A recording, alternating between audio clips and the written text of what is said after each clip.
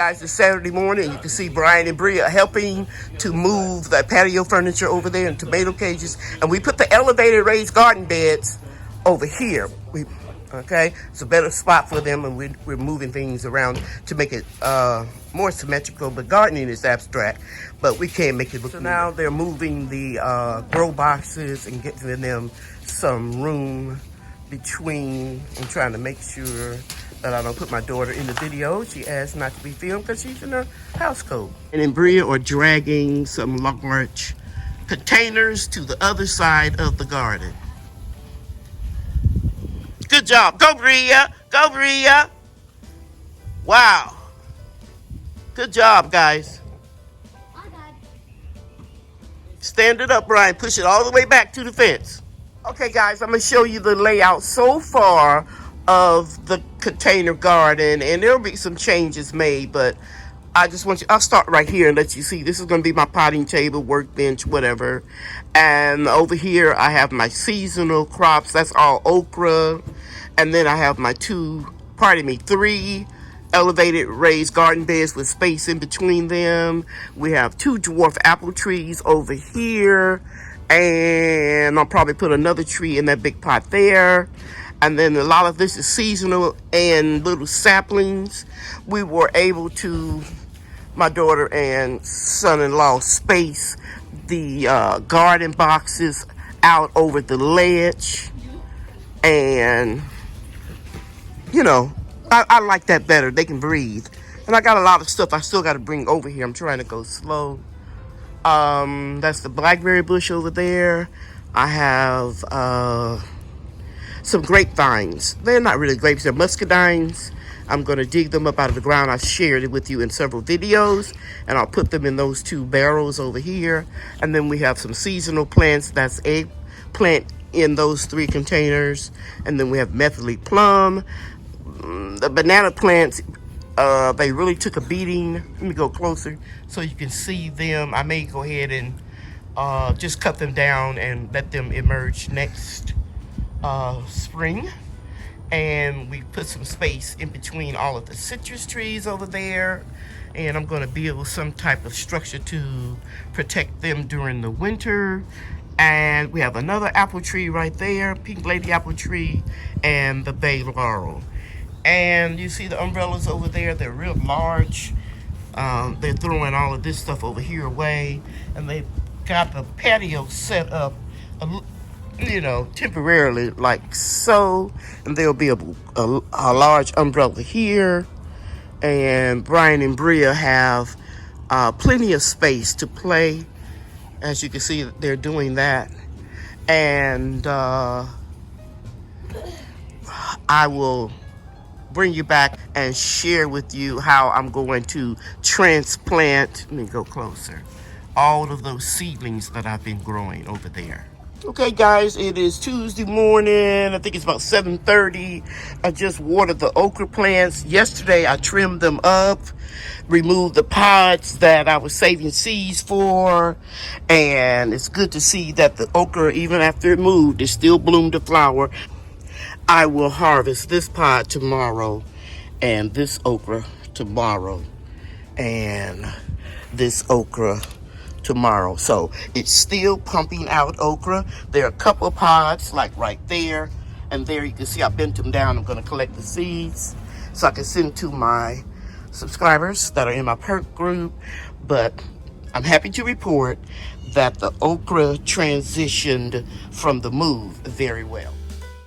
When we had our extremely hot temperatures, okra and eggplant was the only thing that was really pushing out a lot of. So, I'm just thankful for that, because you never know how the weather is going to be. And that's what you need to always learn, what grows well during what season in your garden. And I know that okra does very well. Now, the okra in this elevated raised garden bed is doing very well.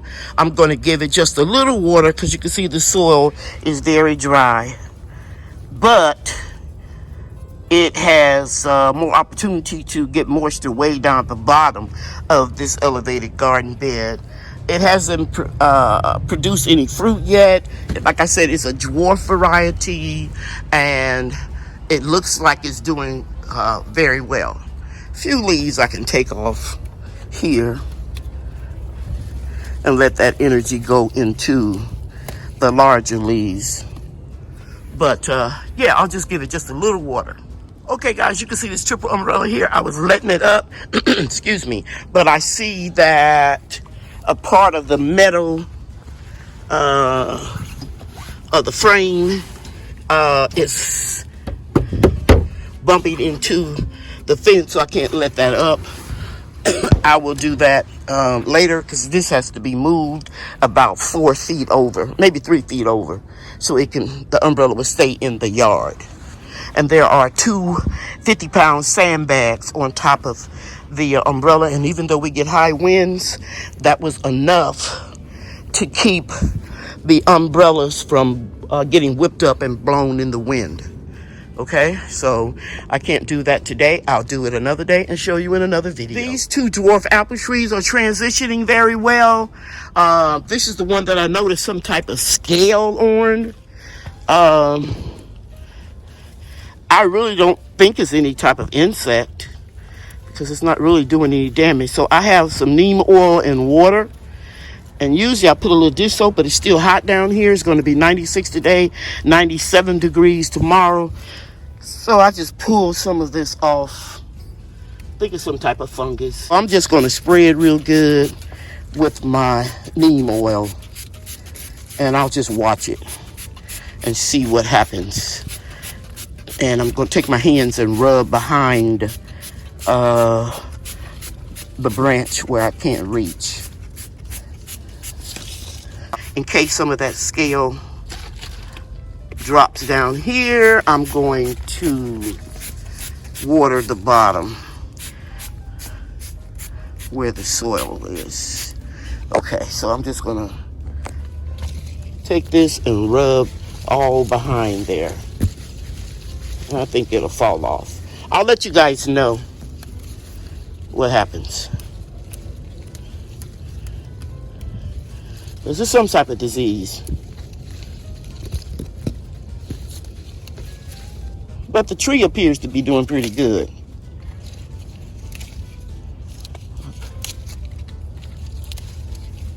Little stress signs, but nothing serious.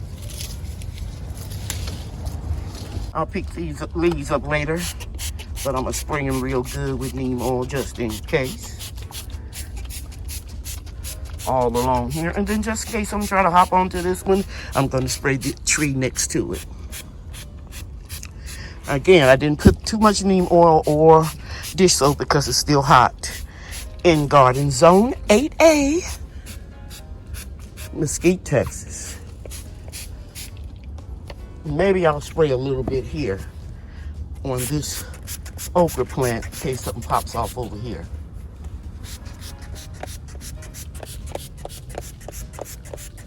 Okay. All righty. Okay, guys, I did some research and I found out that those scales are, in fact, tiny insects that suck all of the juice out of your barks, leaves, and sometimes fruit. So what you need to do is apply a oil-based insecticide. So the neem oil should work. It will smother the plants, smother the insects and stop them from breathing, and it'll just die off. So I just want to share that with you, and I'm hoping that the neem oil will work and I can just use that, or I will go and use a dormant spray and add a little dish soap to it so that that oil will allow it to stick to the tree. And another thing I'm going to do is I'm going to move that tree away from the healthy one so that that infection won't spread. Okay? And I'll be keeping you all abreast as to the condition of the tree and how the treatment turned out. All right. One thing I want to add about these scales, one female can multiply to thousands of smaller insects. They're so tiny you can't hardly even see them. But the good news is this type of insect infestation will not do any permanent or serious damage to your tree. So there's no reason that or if you get this, to panic. It'll be okay. Just get rid of it. Get rid of the scales. I gave the 3 containers of eggplant just a little water. You see a lot of yellowing. They're under stress. And there's the eggplant right over here that I missed. But I still see some blooms. So I'm hoping that I'll get some more eggplant. I'm going to let this stay maybe a week or 2 to see what's happening. If the plants just look too stressed, I'll just go ahead and put something else in its place. But it's not bad. A lot of yellow leaves. I'll pick them off later. I just want to share with you what's happening right now. Okay, let's move on over to this methylene plum. It's stressed out, as you can see, just for being moved, because no roots were growing up under here. But I want to share this with you because we mentioned this in my chat last Monday night. I told you I didn't think the methylene plum was grafted, but it looks like it is. This looks like a scarring here, and these branches are growing below the graft line. So I'm going to go ahead on and remove them. You don't want energy draining from below the graft. The banana plants, this container right here is not doing too well. But this one over here is doing much better. I'm just going to wait a few weeks and see what happens. But I'm pretty sure I'm going to whack them all the way down. The citrus trees are doing okay. They still look moist. So I won't give them any water today. They got water yesterday. A little stress on the bay laurel tree. The pink lady apple tree is doing well. That's a Lisbon Libin. I'm very happy about its progress. Here is the Miho Satsuma. And this is the Arctic Freeze Satsuma. And this is the Pomelo Grapefruit. And over here, Improved Meyer Lemon. Doing really, really well. Some leaf curling indicating shock, but a lot of lemons. Let me show you. I've shown them before though. There's 2 right there, some right here. It's doing good. And you can see by the soil that it's still a little moist because it gets a little shade certain times of the day over here, which is really cool. Okay, I got a little bit water left in this jug here.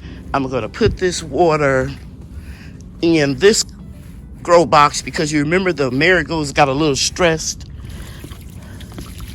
So let's go ahead and put the remainder of the water here. And they should be okay until tomorrow.